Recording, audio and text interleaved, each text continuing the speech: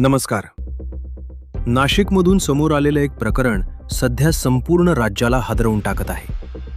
स्वतःला देव म्हणवणारा एक व्यक्ती आणि त्याच्या नावावर गंभीर फसवणूक आणि महिलांच्या शोषणाचे आरोप. हे प्रकरण आहे अशोक खरात नावाच्या व्यक्तीचं, ज्याला काही लोक कॅप्टन म्हणूनही ओळखतात. या प्रकरणात जे दावे समोर येत आहेत ते ऐकून कोणालाही धक्का बसेल. नेमकं काय आहे हे संपूर्ण प्रकरण, कोण आहेत यात सहभागी आणि कसे झाले हे सगळे प्रकार, चला सविस्तर समजून घेऊया. पुढे जाण्याआधी एक विनंती करेन, तुम्हाला आमचे व्हिडिओ आवडत असतील पण अजून तुम्ही चॅनलला सबस्क्राईब केला नसेल तर चॅनलला लगेच सबस्क्राईब करून घ्या. नाशिकमध्ये राहणारा अशोक खरात हा स्वतःला अंकशास्त्रज्ञ आणि आध्यात्मिक मार्गदर्शक म्हणून सादर करत होता. तो लोकांच्या आयुष्यातील समस्या सोडवतो, भविष्य बदलतो, अशा प्रकारच्या गोष्टी सांगून लोकांचा विश्वास जिंकत होता. मात्र आता त्याच्या विरोधात गंभीर आरोप समोर येत आहेत. खबरदार पुढारी या दैनिकाचे संपादक दत्तात्रय खेमनार यांनी एका मुलाखतीत या प्रकरणातील अनेक दावे केले आहेत. त्यांच्या म्हणण्यानुसार अशोक खरात महिलांना आध्यात्मिक उपचाराच्या नावाखाली चुकीच्या मार्गानं वागवत होता.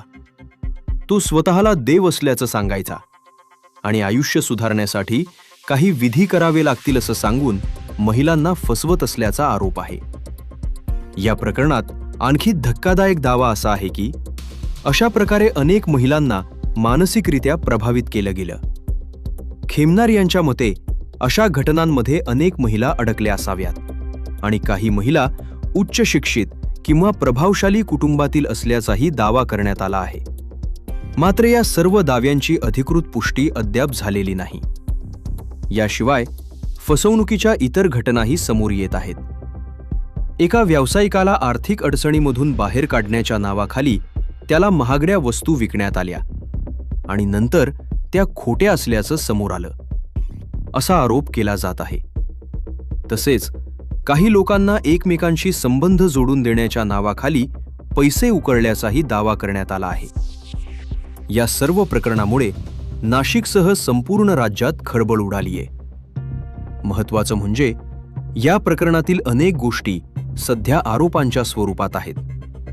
अधिकृत तपास सुरू आहे का, पोलिसांकडे किती तक्रारी दाखल झाल्या आहेत, याबाबत स्पष्ट माहिती अजून समोर आलेली नाही.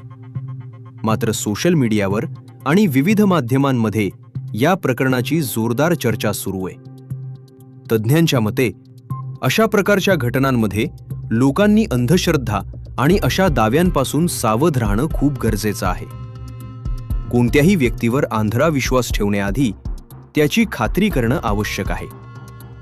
या प्रकरणात अजून अनेक गोष्टी पुढे येण्याची शक्यता आहे आणि पुढील काही दिवसात या संदर्भात अधिक माहिती समोर येऊ शकते. सरकारी यंत्रणा किंवा पोलिसांकडून यावर अधिकृत प्रतिक्रिया येणं अजून बाकी आहे. अधिकृत माहितीची प्रतीक्षा आहे. तोपर्यंत या प्रकरणाकडे गंभीरतेनं पाहणं आणि अफवांपासून दूर राहणं आवश्यक आहे. तुम्हाला या प्रकरणाबद्दल काय वाटतं? अशा घटनांना आळा कसा घालता येईल? तुमचं मत कमेंटमध्ये नक्की सांगा. अशाच महत्त्वाच्या आणि सत्य घटनांवर आधारित अपडेट्ससाठी चॅनलला सबस्क्राईब करा. धन्यवाद.